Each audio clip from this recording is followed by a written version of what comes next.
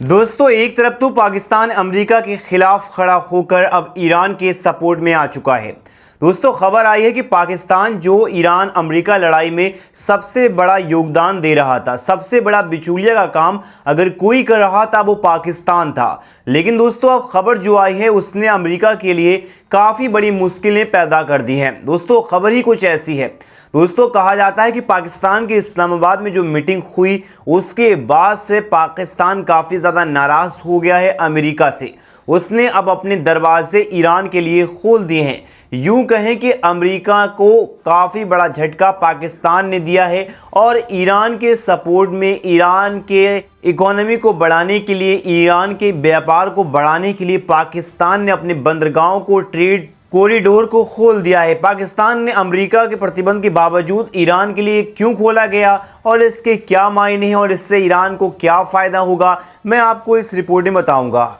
वहीं दोस्तों, एक और बड़ी खबर है। आप देख सकते हैं ईरान के साथ युद्ध में अमेरिका की मिसाइल, ड्रोन, हथियार काफ़ी ज़्यादा कम हो गए हैं, जिससे अमेरिका को काफ़ी बड़ा नुकसान हुआ है। इसका खुलासा जेडी वेंस उपराष्ट्रपति ने किया है। ये रिपोर्ट भी आपको बताऊंगा। उससे पहले मेरी आपसे गुजारिश है, अगर आप चैनल पर नए हैं तो चैनल को सब्सक्राइब कर लें, वीडियो को लाइक करें एंड शेयर करें। दोस्तों, बात करते हैं पहली और बड़ी खबर के बारे में।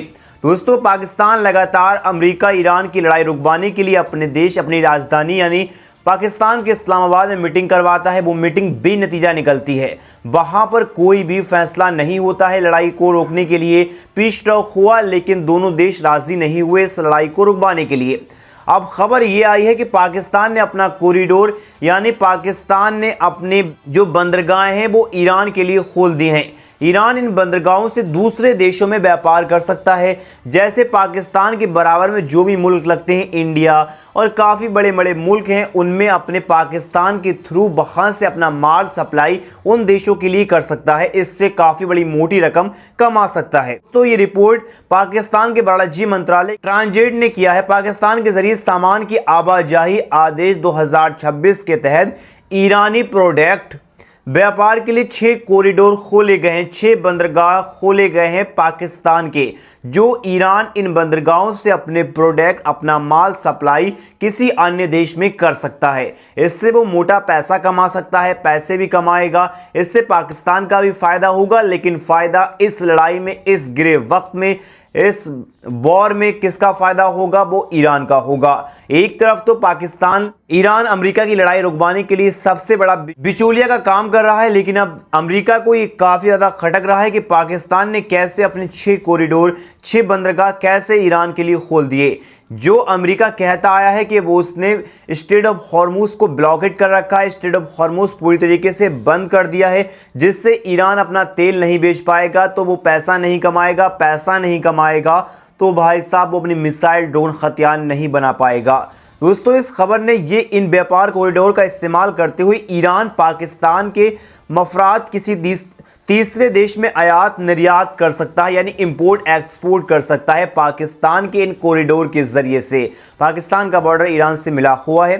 पाकिस्तानी सरकार की ओर से यह ऐलान इस समय में हुआ है जब 28 फरवरी से शुरू हुई जंग और स्ट्रेट ऑफ हॉर्मुज में ईरानी बंदरगाहों की अमेरिका नाकाबंदी ने ईरान के लिए आयात निर्यात मुश्किल कर दिया है, यानी इंपोर्ट एक्सपोर्ट मुश्किल कर दिया है। ना ही तो वो किसी देश से सामान मंगा सकता, ना ही अपना सामान किसी देश को भेज सकता है, सिर्फ चाइना के अलावा। लेकिन अब ये बहुत बड़ा फैसला और बहुत गुड न्यूज़ ईरान के लिए आई है। वहीं दोस्तों, अफगानिस्तान दशकों से पाकिस्तान के बंदरगाहों को यूज़ करता आ रहा था अपने व्यापार को, यानी पाकिस्तान के बंदरगाहों से अपने प्रोडक्ट दूसरे देश में सेल कर रहा था। लेकिन अब ऐसा ही फ़ायदा ईरान को पाकिस्तान ने दिया है, यानी अपना माल सप्लाई पाकिस्तान के ज़रिए से पाकिस्तान को बिचौलिया बनाकर अपना माल तीसरे देश में सप्लाई कर सकता है। इससे वो भारी और मोटा पैसा कमाएगा। दोस्तों, इस खबर को देखिए। पाकिस्तान के वाणिज्य मंत्रालय की ओर से जारी बयान में कहा गया कि इस आदेश के तहत पाकिस्तान और ईरान के बीच ट्रांजिट ट्रेड को मजबूती प्रदान की गई,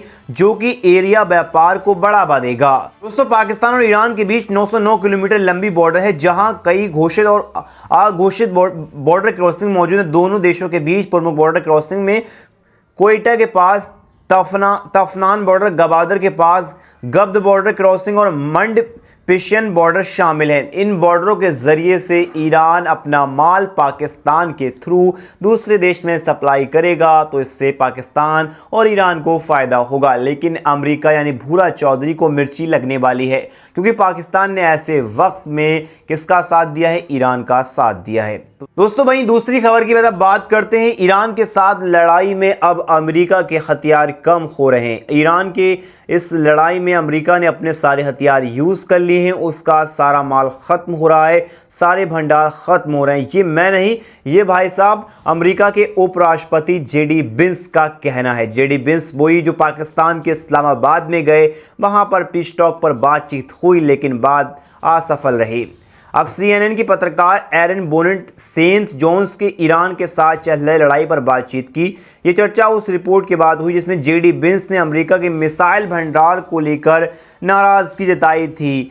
रिपोर्ट के अनुसार विंस को डर है कि ईरान वॉर में अमेरिका ने काफ़ी मिसाइलें इस्तेमाल कर ली, जिससे उसके हथियारों का भंडार कम हो गया है। इस पर सेंट जोन्स ने बताया कि ये गंभीर मुद्दा है, क्योंकि अगर मिसाइलें तेज़ी से ख़त्म होती हैं तो फ्यूचर में किसी बड़े युद्ध के लिए अमेरिका की तैयारी काफ़ी कमज़ोर हो जाएगी। दोस्तों अब मान के चलिए अगर अभी ईरान से लड़ाई चल रही है और किसी बड़े देश से लड़ाई अमेरिका के साथ हो गई, जैसे चाइना और रशिया के साथ, तो भाई साहब क्या होगा?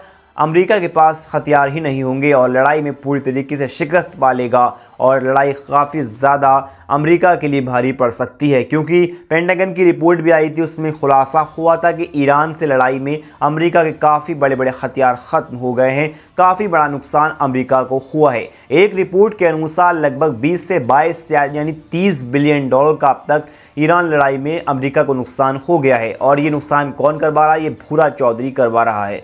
ताज़ा रिपोर्ट के अनुसार लगभग 34% लोगों ने भूरा चौधरी को ठीक प्रधानमंत्री राष्ट्रपति माना है, लेकिन बाइडन के मुकाबले ट्रम्प काफ़ी बुरी तरीके से सरकार चला रहा है अमेरिका की। आपकी क्या राय? अपनी राय कमेंट में ज़रूर बताएं।